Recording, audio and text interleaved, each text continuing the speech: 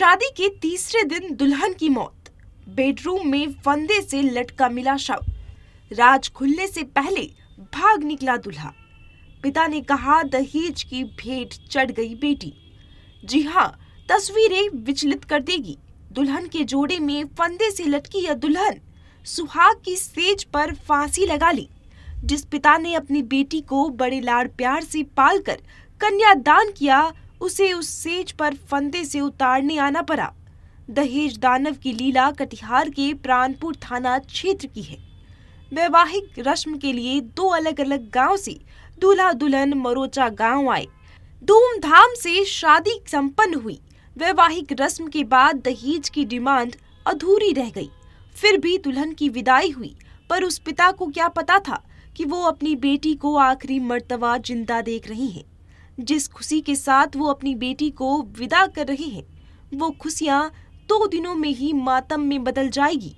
शादी के 2 दिनों के अंदर ही दहेज की अधूरी डिमांड दुल्हन की जान से चुकानी पड़ी। 20 तारीख को शादी हुआ, 26 तारीख को विदा किए हैं जी।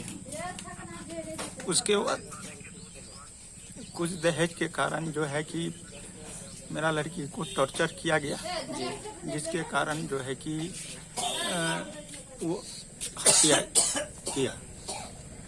मतलब ये क्यों उसके साथ टॉर्चर कर रहा था, आपको मालूम है? कुछ दहेज, हम गरीब आदमी थे, कुछ दहेज मामला का बात था और नहीं दे सके, जिसके चलते टॉर्चर किया गया। मतलब दहेज के दौरान जो आप कुछ नहीं दे पाए, इस कारण वो लोग तंग कर रहा था उसके तंग कर रहा था, इसके चलते हुआ और परेशानी उसके साथ लड़का पक्ष वाले कर रहे थे। लड़का वाला परेशानी किया उसके साथ। लड़का का अभी क्या करना है? लड़का का कहना है कि अपने से सुसाइड किया है। मतलब वो लोग मानने के लिए तैयार नहीं है। मतलब ये कितना दिन पहले शादी हुआ था? 25 तारीख को। यही 25 तारीख को शादी हाँ। हुआ है।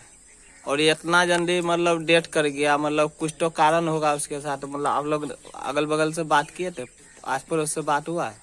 दहेज के कारण कि सामान जो गया था पापा नहीं दिया। अपने ससुराल धनपारा में नवविवाहिता निशा ने अपने कमरे में ही फंदे से लटक कर जान दे दी। घटना की सूचना दुल्हन के पिता को दी गई। सूचना मिलते ही वो दौड़ते दौड़ते बेटी के ससुराल पहुंचे। अपनी बेटी को सुहाग की सेज से साड़ी से बने फंदे को काट कर नीचे उतारा। मामले की जानकारी मिलने के बाद पुलिस भी घटनास्थल पर पहुंची और निशा के शव को अपने कब्जे में लेकर पोस्टमार्टम के लिए अस्पताल भेज दिया। आपको बता दें कि निशा की शादी 25 नवंबर को धनपारा में राजकिशोर मंडल के साथ हुई थी, लेकिन शादी के कुछ दिनों बाद ही निशा ने जान दे दी। ऐसे में अब कई सवाल बन रहे हैं। क्या वाकई निशा ने खुदकुशी की या फिर उसकी हत्या कर दी गई? सवाल तो कई बनते हैं। बहरहाल पुलिस इस मामले की छानबीन कर रही है। अब जांच के बाद ही कुछ स्पष्ट हो पाएगा।